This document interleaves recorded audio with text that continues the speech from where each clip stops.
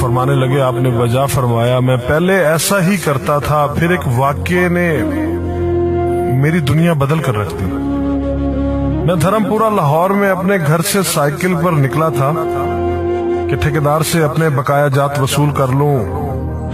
میں اسٹیل مل فکسر تھا اور ایک کوٹھی کے لینٹر کے پیسے باقی تھے، مگر ٹھیکیدار آج کل پر ٹرخا رہا تھا۔ میں سائیکل پر جا رہا تھا کہ ایک شخص اپنا بچہ فٹ پاتھ کے کنارے لٹائے ہسپتال پہنچانے کے لیے ٹیکسی کا کرایہ مانگتا پھر رہا تھا۔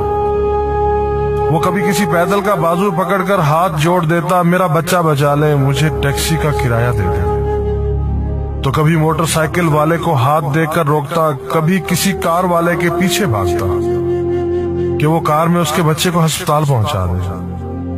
کوئی رکتا تو کوئی نہ رکتا، جو رکتا وہ بھی اسے گھور کر دیکھتا اور آپ والی سوچ کر اسے ڈانٹتا، کام کر کے کھانے کی نصیحت کرتا اور آگے نکل جاتا۔ میں جو سائیکل سائیڈ پر روک کے ایک پاؤں زمین پر ٹیک کے اس کا تماشا دیکھ رہا تھا، اچانک اس کی نظر مجھ پر بھی پڑی۔ اس نے میری سائیکل کا ہینڈل پکڑ لیا۔ بھائی جان خدا کے لیے میرے بچے کی زندگی بچا لیں، اس کو سخت بخار ہے، آپ نیچے اتر کر اس کو دیکھ تو لیں، آپ کو یقین آ جائے گا۔ آپ دیں گے تو شاید کسی اور کو بھی اعتبار آ جائے، مگر میں بھی آپ کی طرح سوچ رہا تھا۔ پھر جس جارحانہ انداز میں اس نے میری سائیکل کا ہینڈل پکڑ رکھا تھا، لگتا تھا کہ ادھر میں سائیکل سے اترا اور ادھر وہ سائیکل پکڑ کر بھاگ جائے گا۔ میں نے بھی اسے کام کر کے کھانے کی تلقین کی اور پچھلے جمعے میں سنی ہوئی حدیث اس کو بھی سنا دی۔ کما کر کھانے والا اللہ کا دوست ہوتا ہے، اور اپنا ہینڈل چھڑا کر بڑبڑاتا ہوا آگے چل پڑا۔ حرام خور ہمیں بے وقوف سمجھتے ہیں۔ 2-3 گھنٹے کے بعد جب میں بقایا جات وصول کر کے واپس آیا تو وہ ابھی اسی جگہ کھڑا مانگ رہا تھا۔ بچے کو اب وہ سڑک کے پاس لے آیا تھا اور اس کے چہرے سے کپڑا بھی اٹھا رکھا تھا، وہ دھاڑے مار مار کر رو رہا تھا۔ اب وہ بچے کے کفن دفن کے لیے مانگ رہا تھا۔ میں نے سائیکل کو روک کر پاؤں سے نیچے ٹیکا اور میت کے چہرے کی طرف دیکھا۔ پھول کی طرح معصوم بچہ زندگی کی بازی ہار گیا تھا۔ میرے رونگٹے کھڑے ہو گئے۔ میں نے جیب میں جو کچھ تھا بقایا جات سمیت سب بغیر گنے نکال کر باہر پھینکا، اور اس سے پہلے کہ اس کا باپ میری طرف متوجہ ہو، سائیکل اس تیزی سے چلا کر بھاگا، گویا سارے لاہور کی بلائیں میرے پیچھے لگ گئی ہوں۔ میں گھر پہنچا تو میرا برا حال تھا۔ تھوڑی دیر بعد مجھے بخار نے آ گھیرا۔ بخار بھی کچھ ایسا تھا گویا میرے سارے گناہوں کا کفارہ اسی بخار سے ہونا تھا۔ گھر والے مجھے ہسپتال کے لیے لے کر نکلتے اور میں چارپائی سے چھلانگ لگا دیتا۔ مجھے ہسپتال نہیں جانا تھا، میں اسی بچے کی طرح ایڑیاں رگڑ رگڑ کر مرنا چاہتا تھا۔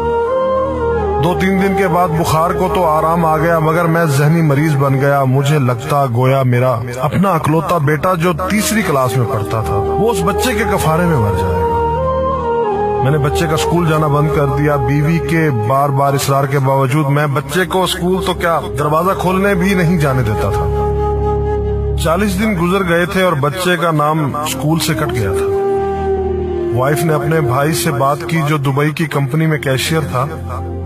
اس نے مجھے باہر بلانے کے لیے پاسپورٹ بنانے کو کہا، مگر ایک تو میں شناختی کارڈ بھی پیسوں کے ساتھ نکال کر بچے کی میت پر پھینک آیا تھا، دوسرا میں خود بھی بچے کو اکیلا چھوڑ کر باہر نہیں جانا چاہتا تھا۔ وہ 40 دن قیامت کے 40 دن تھے۔ 40ویں دن 10 بجے کے لگ بھگ ہمارے گھر کا دروازہ بجا۔ دروازہ میں نے خود ہی کھولا اور سامنے اس بچے کے باپ کو دیکھ کر مجھے چکر آ گیا۔ مجھے لگا جیسے ہم دونوں آمنے سامنے کھڑے خلا میں چکر کاٹ رہے ہیں۔ درمیان میں بچے کا چہرہ بھی آ جاتا۔ میری کیفیت سے بے خبر اس باپ نے مجھے دبوچ لیا اور پھوٹ پھوٹ کر رونا شروع کر دیا۔ وہ کچھ کہنے کی بجائے میری ٹھوڑی کو ہاتھ لگاتا اور اسے چوم لیتا، جبکہ میں پتھر کا بت بنے اس کی گرفت میں تھا کہ اچانک مجھے جھٹکا لگا اور میری چیخ کچھ اس طرح نکلی جیسے کسی کو پانی پیتے وقت اچھو لگ جاتا ہے اور پانی اس کے منہ اور ناک سے بہہ نکلتا ہے۔ میں اس بچے کے باپ کو سختی کے ساتھ سینے سے لگائے یوں رو رہا تھا گویا اس کا نہیں بلکہ میرا بچہ مر گیا ہے۔ ہمارے رونے سے گھبرا کر پورا محلہ اکٹھا ہو گیا تھا۔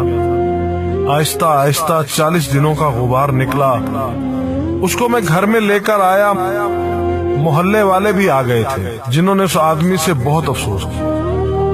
کچھ دیر بعد اس نے اپنی جیب سے میرا شناختی کارڈ نکالا اور مجھے واپس کیا، پھر جیب میں ہاتھ ڈال کر کچھ پیسے نکالے اور میرا شکریہ ادا کر کے کہنے لگا کہ آپ کے پیسے بڑے برکت والے تھے، شاید آپ کے خلوص کی برکت تھی کہ میرے بہت سارے کام ہو گئے۔ سارے اخراجات کے بعد کچھ پیسے بچ گئے تھے، ان میں کچھ پیسے میں نے ادھار لے کر ڈالے ہیں، یہ آپ قبول کر لیجئے، باقی میں بہت جلد آپ کو واپس کر دوں گا۔ میں نے پیسے واپس لینے سے سختی کے ساتھ انکار کر دیا اور منت سماجت کر کے اسے پیسے رکھنے پر راضی کر دیا۔ اس کے بعد میں یہاں بطور اسٹیل فکسر آ گیا۔ میں جی جان سے کام کرتا تھا، چند ماہ میں ترقی کر کے فورمین بن گیا۔ 3 سال بعد میں نے سالے کی مدد سے اپنی کمپنی بنا لی، اور اس بچے کے والد کو بھی اپنی کمپنی میں بلا لیا۔ آج وہ میری کمپنی میں فورمین ہے۔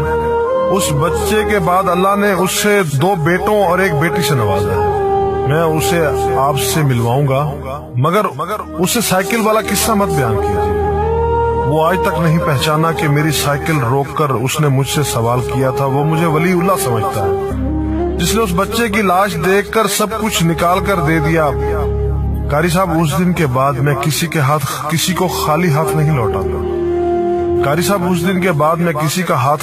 لوٹاتا۔ تھوڑا سا دینے سے نہ وہ امیر ہوتا ہے اور نہ میں غریب ہوتا ہوں۔ بس دل کو تسلی ہوتی ہے کہ میں اس بچے کا خون بہا ادا کر رہا ہوں۔ رہ گئی لوٹنے کی بات، تو قاری صاحب ہمیں کون نہیں لوٹتا؟ جوتے والا ہمیں لوٹتا ہے، کپڑے والا ہمیں لوٹتا ہے، سبزی اور گوشت والا ہم کو لوٹتا ہے۔ اتنا لوٹنے کے بعد اگر کوئی ہمیں اللہ کے نام پر لوٹ لے تو شاید حشر میں ہماری نجات کا سامان ہو جائے کہ یہ بندہ میری خاطر میرے نام پہ لوٹتا رہا۔